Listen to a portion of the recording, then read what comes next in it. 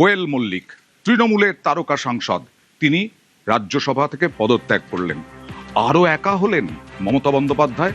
গতকালই দীর্ঘদিনের রাজনৈতিক ঘনিষ্ঠ মদন মিত্র তিনি নব তৃণমূলে যোগ দিয়েছিলেন, ঋতব্রতদের সঙ্গে যোগ দিয়েছিলেন। আজকে কোয়েল মল্লিকের ইস্তফা, ভূপেন্দ্র যাদবের সঙ্গে তার বৈঠক, এই নিয়ে জল্পনা আরো বাড়ছে। তিনি এবার কোন ডালে? আজ দিল্লিতে উপরাষ্ট্রমন্ত্রী সিপি রাধাকৃষ্ণনের কাছে নিজের ইস্তফাপত্র জমা দিয়েছেন। ইস্তফাপত্র গ্রহণ করেছেন সিপি রাধাকৃষ্ণন।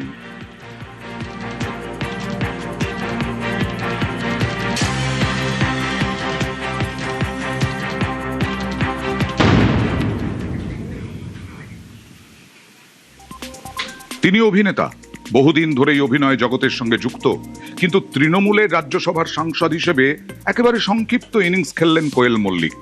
তৃণমূলের রাজ্যসভার সাংসদ হিসেবে এবছরেরই 6 এপ্রিল শপথ নিয়েছিলেন। তার আগে জানুয়ারিতে অভিষেক বন্দ্যোপাধ্যায় গিয়েছিলেন রঞ্জিত মল্লিকের বাড়িতে। রঞ্জিত মল্লিক প্রশংসা করে বললেন খুব ভালো ছেলে। তারপরেই তৃণমূলে যোগদান এই কোয়েল মল্লিকের, তারপরে রাজ্যসভার সাংসদ, আর আজ 16ই জুলাই সেই পদ থেকে ইস্তফা।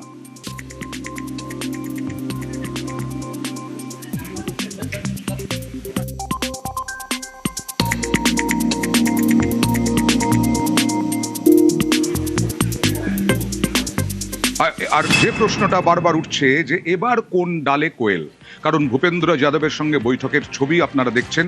ভূপেন্দ্র যাদবের মাধ্যমেই এর আগে তৃণমূলের সাংসদরা এনসিপিআইতে যোগ দিয়েছেন, এবং এই কোয়েল মল্লিক তিনি কি বিজেপির সাংসদ হবেন? তিনি কি আরো একটি জায়গা তো খালি হলো, অর্থাৎ কোয়েল মল্লিক রাজ্যসভার সাংসদ হওয়াতে যে 3 জন, এর আগে সুখেন্দু শেখর রায়, প্রকাশ চিক বড়াইক, সুস্মিতা দেব, তারা শ্রমিক ভট্টাচার্যের হাত ধরে বিজেপিতে যোগ দিয়েছিলেন এবং তারপরে রাজ্যসভার প্রার্থী হলেন। 3 জনেই বিজেপির রাজ্যসভার সাংসদ হিসেবে চলেও গেলেন।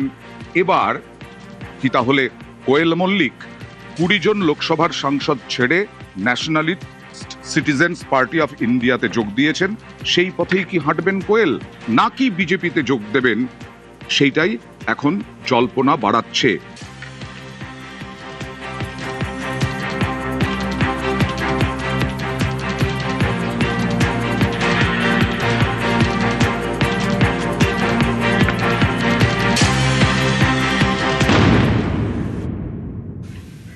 চৌঠা মের পর একে একে মমতা বন্দ্যোপাধ্যায়ের পাশ থেকে সরছেন সাংসদরা। রাজ্যসভায় তৃণমূলের সাংসদ সংখ্যা ছিল 13, সেই সংখ্যাটাই গত 2.5 মাসে কমে দাঁড়িয়েছে 9।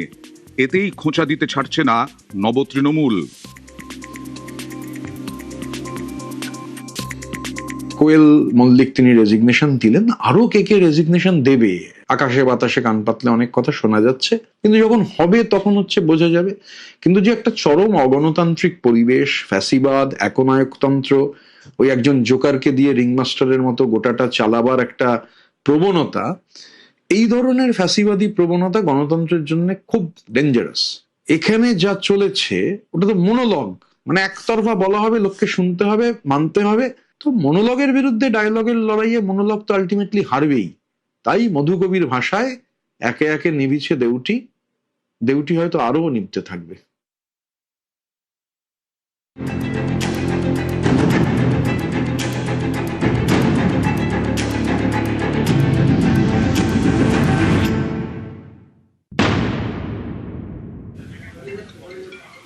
আর মমতা বন্দ্যোপাধ্যায় তিনি এখনো সোনার খনিতেই।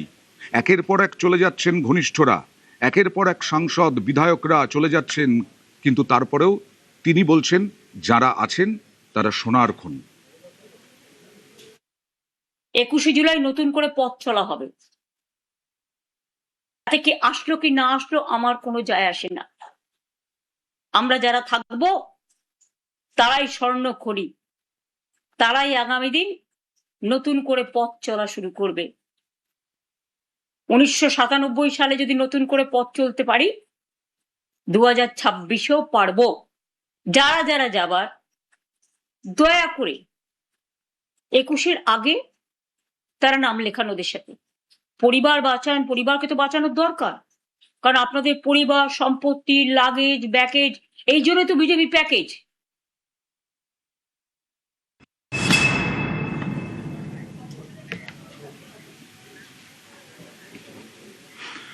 আর শ্রমিক ভট্টাচার্য বিজেপি রাজ্য সভাপতি, তিনি এই কোয়েল মল্লিকের রাজ্যসভার সাংসদ পদ থেকে ইস্তফা নিয়ে কি বললেন দেখুন। কোয়েল মল্লিক তো সরাসরি কোনোদিন রাজনীতি করেননি, পলিটিক্সে ল্যাটারাল এন্ট্রি হয়েছিল। কিছুদিন প্রাক্তন মুখ্যমন্ত্রীর সঙ্গে দেখা গিয়েছিল, তা তিনি হঠাৎ রাজ্যসভার সাংসদ হয়েছেন। তারপর অনেকদিন নিরুদ্দেশ ছিলেন, এখন খোঁজ পেয়ে ভালো লাগলো উনিও তৃণমূল ছাড়ছেন। অর্থাৎ তৃণমূলের ছত্রছায়ায় কেউ থাকতে চাইছেন, তৃণমূল নির্মূল, আমি এটুকুনি বলতে পারি। জল্পনা বাড়ছিল বললাম কিছুক্ষণ আগেই কোয়েল মল্লিক নিয়ে, তখনই রুদ্রনীল ঘোষ বিজেপি বিধায়ক এবং অভিনেতা তিনি বলেছিলেন যে ঠিক সিদ্ধান্ত নিতে চলেছেন কোয়েল মল্লিক। আজকেও বললেন ভুল সিঁড়িতে পা দিয়েছিলেন। আর কি বললেন রুদ্রনীল ঘোষ দেখুন। তিনি একটা সঠিক সিদ্ধান্ত নিয়েছেন, তাকে ওই স্থানে দেখে অর্থাৎ তৃণমূলের দলীয় পতাকায় রাজ্যসভায় সাংসদ হিসেবে দেখে পশ্চিমবঙ্গের মানুষ বড়ই কষ্ট পেয়েছিলেন। আমার নিজেরও মনে হয়েছিল ব্যক্তিগতভাবে খাপ খাচ্ছে না, এটা বোধহয় কোন একটা ভুল সিদ্ধান্ত কেউ যেন চাপিয়ে দিয়েছে কোনোভাবে। তো যাই হোক, সেখান থেকে তিনি বেরিয়ে এসেছেন, তার জন্য পশ্চিমবঙ্গের মানুষ আমার মনে হয় তাকে শুভেচ্ছা জানাচ্ছেন। তিনি অত্যন্ত গুণী একজন অভিনেত্রী। আমি এটাই এই ক্ষেত্রে শুধু বলতে পারি যে সিনেমা সংক্রান্ত বা শিল্প সংক্রান্ত কাজে তিনি যদি মনোনিবেশ করেন তাহলে খুব ভালো হয়, বাকিটা তার ইচ্ছা তিনি কি করবেন। তবে আক্রমণ করতে ছাড়েননি অগ্নিমিত্রা পাল। কোয়েল মল্লিকের এই পদক্ষেপ নিয়ে অগ্নিমিত্রা পাল বললেন সুবিধেবাদী রাজনীতি দেখুন। মানুষ এগুলোকে ঠিকভাবে নেয় না আর কি। আজকে উনি গেলেনই বা কেন? উনি তো সিনেমার জগতেই পুরোপুরি ছিলেন, তাহলে কি উনি সিনেমার জগৎ ছেড়ে মানুষের সেবার কাজে নেমেছিলেন? যেরকম আমি আমার ডিজাইনিং কমপ্লিটলি ছেড়ে আজকে সেবার জগতে নেমেছি। আর যেই মাত্র মমতা ব্যানার্জির দল ভেঙে গেল অমনি সঙ্গে সঙ্গে উনি এই দলে বা অন্য কোথাও যাওয়ার চেষ্টা করছেন, সেটা আমার মনে হয় এটা আমার বলার থেকে সাধারণ মানুষ এটাকে ঠিকভাবে নেয় না। এই ধরনের আচরণগুলোকে সুবিধাবাদী বলা হয়। ভূপেন্দ্র যাদবের সঙ্গে বৈঠক করতে দেখা যাচ্ছে কোয়েল মল্লিককে, আর তাই নাকি বিজেপির ফাঁদে পা দিয়েছেন কোয়েল মল্লিক, এরকমটাই তো শোভনদেব চট্টোপাধ্যায়ের। ওদের এখন একটা রাজ্যসভায় সংখ্যাধিক্য দরকার, তার জন্য ওরা যে গেম খেলছে সেই গেমেতে পা দিয়ে দিল কোয়েল। যারা খুব বিশ্বস্ত তারাও তো চলে গেছে, ওদের ঝাড়িয়ে বাছাই করে কিছু হয় না। বিয়েটা বড় ব্যাপার, সেটা মমতা বন্দ্যোপাধ্যায় রাজনীতি দেওয়ার ক্ষমতা নেই। এক কথা তাই, যদি বসতে পারে বসে যেতেন, বাড়ি বসে যেতেন, আমার কিছু বলার ছিল না। সঙ্গে সঙ্গে বিজেপির কাছে যাচ্ছেন মানে বিজেপির স্বার্থ রক্ষা করতে যাচ্ছেন, ওদের যে সংখ্যাটা নেই সংখ্যার জন্য যাচ্ছেন। স্বাভাবিকভাবেই বুঝতে পারা যায় কেনা বেচা চলছে।